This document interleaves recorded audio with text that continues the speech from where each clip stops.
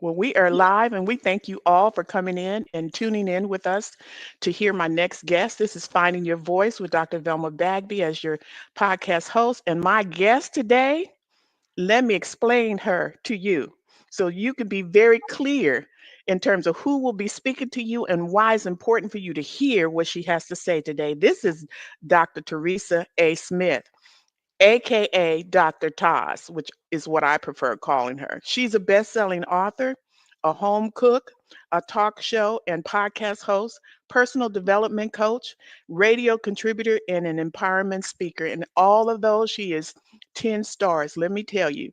As a trusted transformation specialist, Dr. TAS has guided numerous individuals on their unique journey towards personal development. Listen to this. Her areas of expertise are transformation slash transitions, character slash personal development, empowerment, self care, personal growth, and trauma. Look, if there's some ladies out there listening, this is all my wheelhouse. What she's talking about taking care of you first. And guess what her slogan is? Take care of you. It captures her commitment and the client's well being and reflects her personal touch in every interaction. Now, let's look at what she's written. Dr. Taz's debut book was Stronger: How Overcoming Life Adversities Can Push You into Your Purpose. Her second book, From Bravery to Victory. This is where she presents critical principles for staying focused during challenging times. Oh, my Lord. Included in there is a transformation it included in there. While transformation is a roadmap for individuals to utilize their strengths and reach their goals. Here's the next one: an Amazon bestseller, Transform with Taz Healthy Recipes, one of my favorites. And then Transformation Bounce Back, another one of my favorites, and you must check it out. And then her latest Amazon bestseller, which I also have, Dr. Taz Speaks: Empower Your Journey 31-Day Meditation. I'm telling you, it's not just meditation, you have some assignments to do in there. So pay attention. She has the three shows: Dr. Taz, Talk with Dr. Taz, Transform with Taz, and Real Talk with Taz and Angera. And I love that particular show. This is just raw, uncut, funny, but truthful. And I want you to know that she has over 30 years of dedicating herself and volunteering through Alpha Kappa Alpha Sorority Incorporated and the Order of the Eastern Star, Prince Hall affiliate, earning various awards and appointments for her outstanding commitment and service. But I think more than that, it's the lives that Dr. Taz has taught through what she has written, what she speaks, what she shares. And if you ever view her, Dr. Taz, in the kitchen, you will understand that even in the kitchen, she's empowering and encouraging, keeping you motivated. So, look, if that's not enough, let me allow Dr. Taz to tell you a little bit about herself. Well, Dr. Velma, I think you've told it all. Years ago, a mentor said to me, "You can't tell it all, but you have told it all." And I think you summed it up when you said, even in the kitchen, Yep. she's still trying to empower people. I will often say to family members and close friends, I'm like, now, they come and ask you now, I want you to tell them the truth.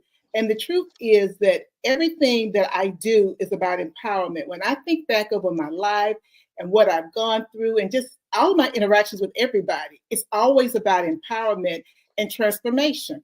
And so it's a part of my DNA. I tell some folks, please don't take it the wrong way. I said to someone today, as a matter of fact, I said, I know you don't like sometimes the way I talk to you. I said, but I care. And I said, I talk to you the same way I talk to my family. I talk to my friends of 20 and 30 years. So I care about you. So I'm sharing this information. Now it's up to you to determine what you're going to do.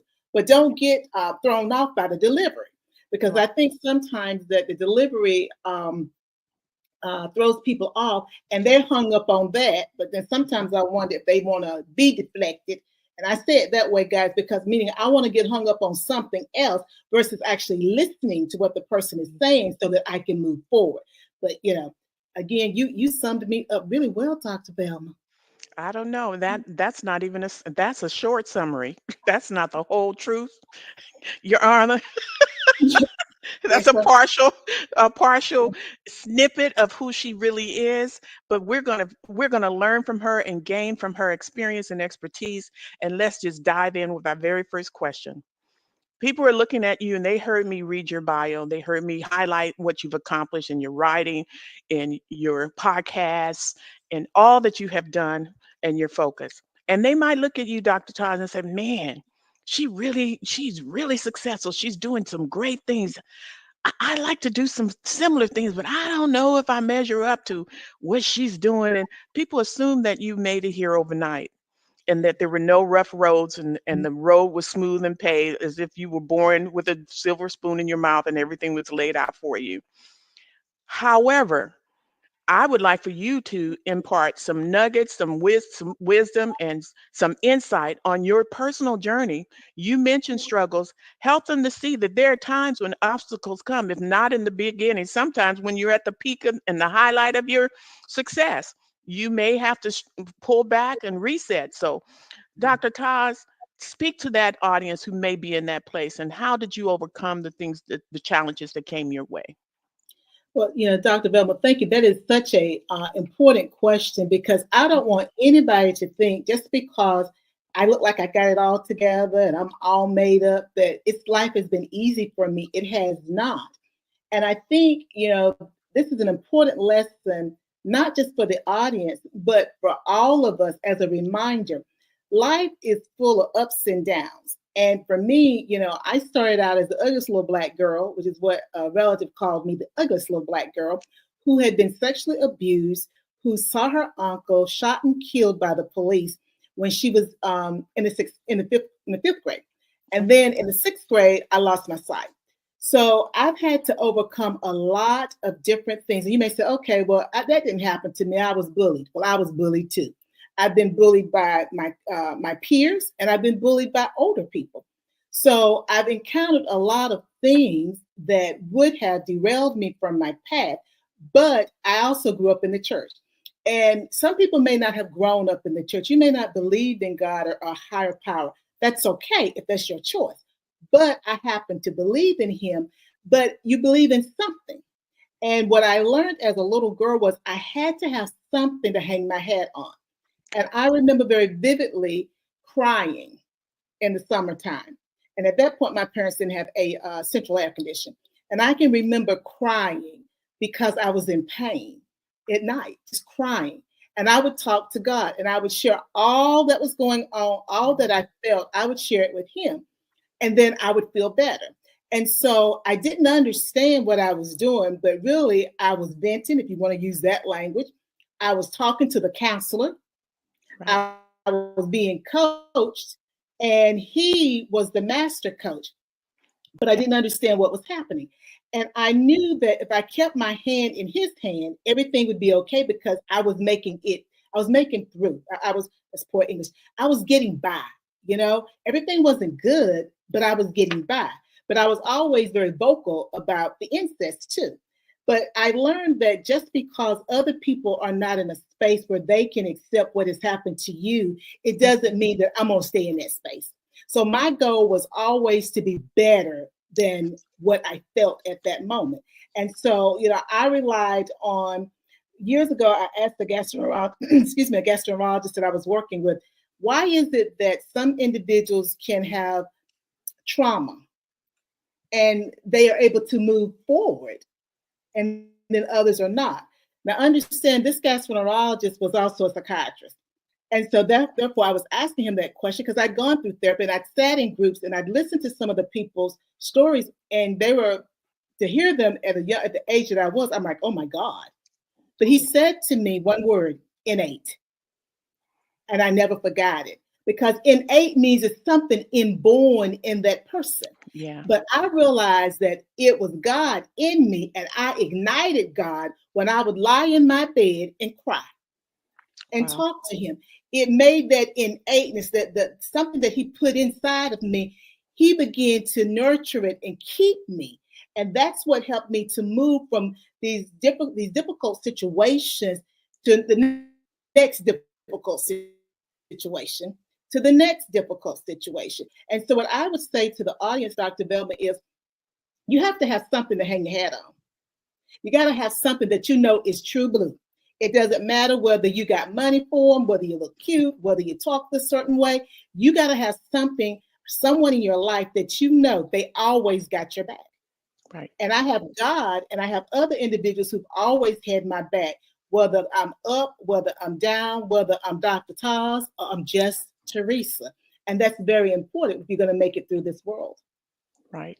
I love that because as you were talking, I was jotting down some notes because I remember that moment when I had to go through the codependency workbook. That was something I had, my husband and I were led to do when we hit a rough patch in our marriage. And Christian counselor said, go and get this book. And began using that book with every couple, single person that I met along the way because it opened our eyes to things that we brought into our marriage, even from childhood, that we had not addressed or resolved. And one of the things I identified, it even made you look at what position you were in the family. How did your family, were you considered the hero? Were you considered the savior? Dr. Taz, they treated me like I was the savior. Now we got 7 kids in the family. I'm like the middle girl, 3 girls, the rest were boys. I'm like the middle girl, and I'm thinking I was not at the age of all my other elder brothers and sisters. Why was I the one asked? They call me Princess. Ask Princess, she has the answer. Ask Princess, she'll know what to do. Tell Princess, she'll tell Dad, and he'll do it. You know, that kind of thing. That was the savior mentality. But even in that, until I had to really come to grips with who God had called me to be, that little piece about me was actually true. That was actually something He had already downloaded in me. I was designed to be the coach. I was designed to be the person who helped a person out of a particular situation, help them to see what was the best course of action for them. I was designed for that, even though my family used it incorrectly. It was a glimpse at who I was designed to become. So I love what you said, that you surround yourself with this group of supporters. I call them my wise counsel. Yes. And so that inner circle, that close knit group, that's my wise counsel. And I appreciate you saying that because we're going to talk about the wise counsel in just a minute. But love what you said because I knew you had the answer. Now I'm going to ask you this other question.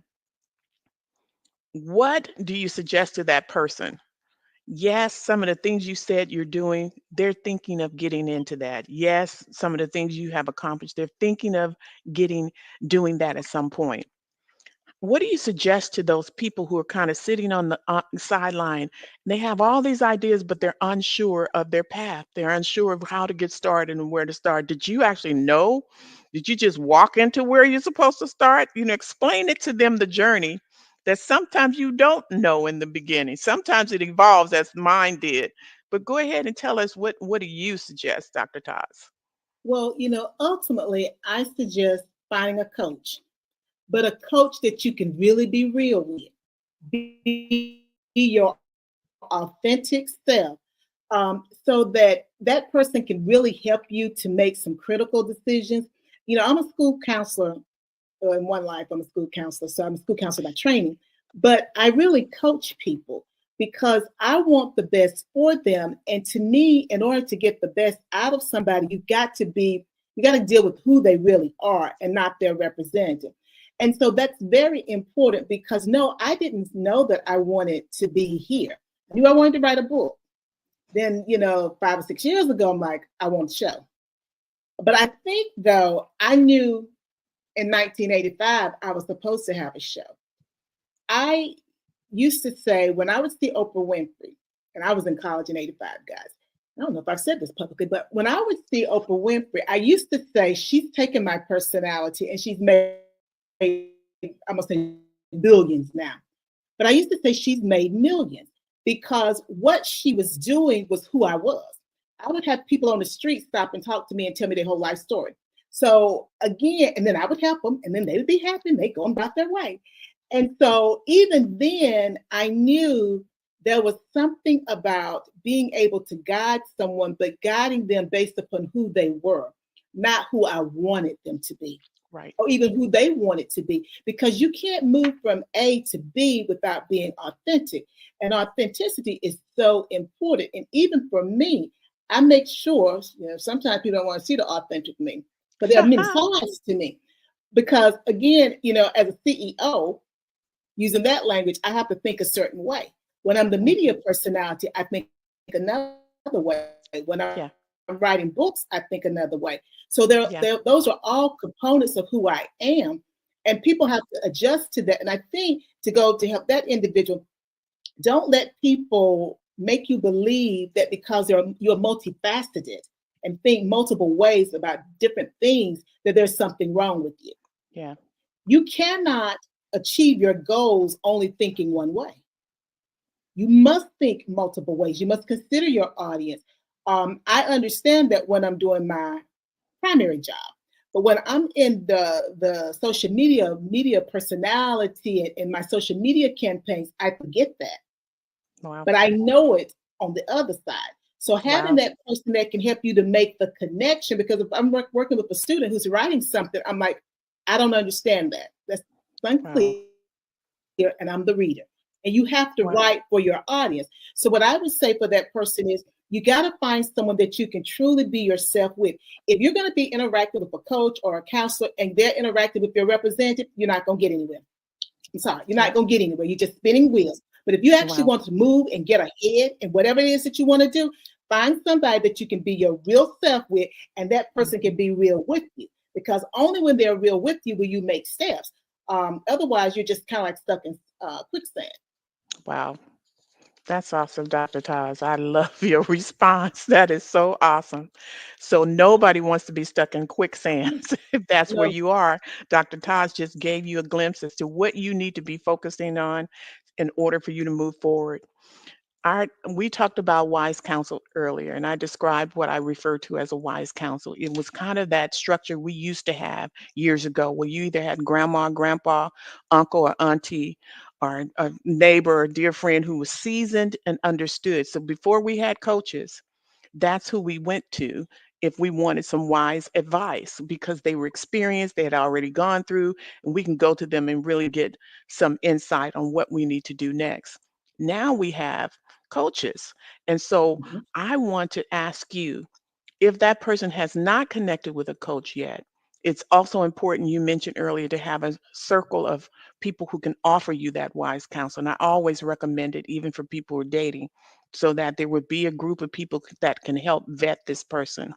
And that comes from watching so many harmful situations that didn't turn out very well that I knew about.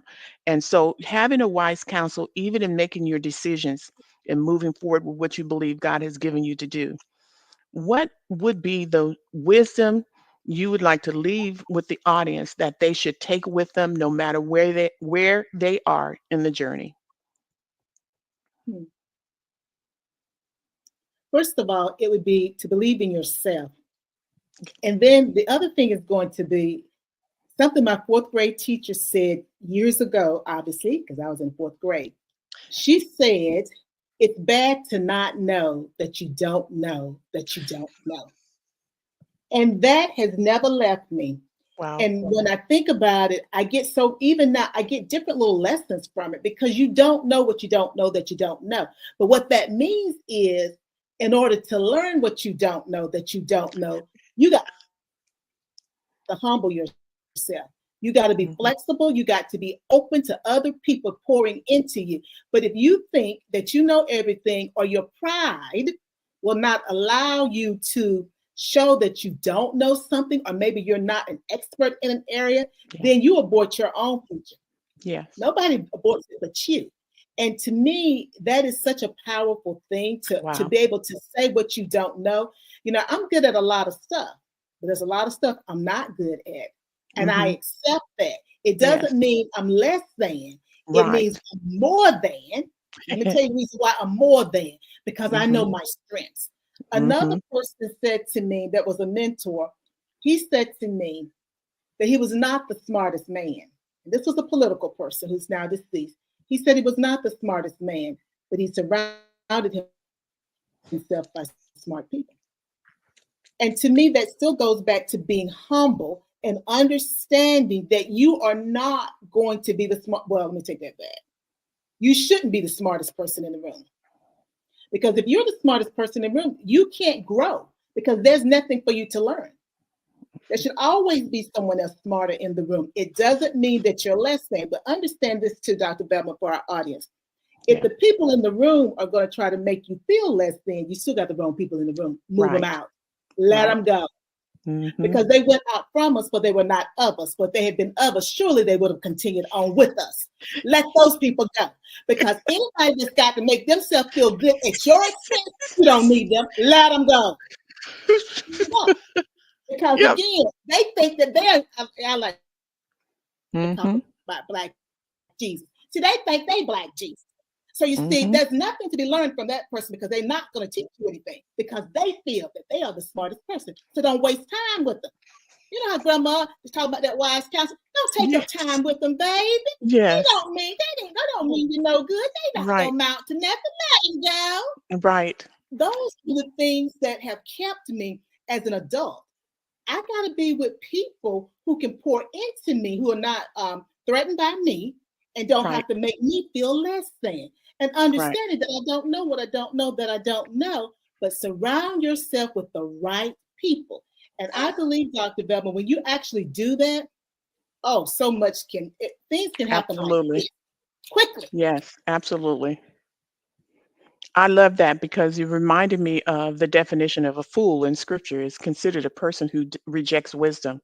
And so when wisdom is in the room, and you're sitting there making fun or making remarks, you're not the audience for that person. And I remember a person asking me, what do you say to the people who, you're talking about dating for marriage. What do you say to the people who say you don't really know, you're not in the dating pool right now, and they use these other little lame excuses. And basically I said, well, you're just not my audience. I'm not talking to you. So the person that I'm talking to is listening to what I have to offer them. And I love what you said, Dr. Todd, because that's wisdom for sure. Just they're not in your lane. They're not in your group. They're not your audience. You don't have to do anything negative about it, but definitely you want to move forward, move on. Okay, let me talk to this group. I appreciated that. I appreciate it. Now, look, you have to leave something with the audience to let them know how to stay in touch with you because you have opened up the doors to people who want to hear more of you and especially tune in to one of those shows you have. And please don't miss any of the cooking shows because I don't know how she looks so fabulous in the kitchen. I have to figure that out. So please, Dr. Toss, tell the audience how they can stay connected with you. Well, thank you so much, Dr. Velma, for having me on your new podcast. I have enjoyed it, Finding Your Voice. For those who want to stay in contact with me, you can follow me you can go to my website, askdrtaz.com. That's ASKDRTAS.com. You can follow me on Dr. Teresa Smith on IG. On Facebook, you can follow me on Teresa Smith. I'm on LinkedIn, and so I'm Dr. Teresa A. Smith, Dr. Taz on LinkedIn, and I will give the little hint out. Now, she talked about the cooking show. I had to take care of me, but I'm going to be cooking live again starting in the new year, and I want to start my the new season of my show with my sister Angelia. I want to get that really kicked off and in the new year because again, it's a wonderful way to interact and it's two different generations and we do have a lot of fun. And as Dr. Velma said, it's unscripted. So we got a whole lot to talk about. We're gonna have a whole lot to talk about next year too. So we want to definitely be ready for that. But that airs on IG also. So if you follow me on Instagram and Facebook and LinkedIn, you'll be able to keep up with all my cooking and my different shows. That's wonderful. Thank you so much, Dr. Taz. It's been an honor to have you on the show today. I'm really fortunate to know you, to get to know you. And now that I know you more than what I've ever known about you after reading your bio, I am hooked.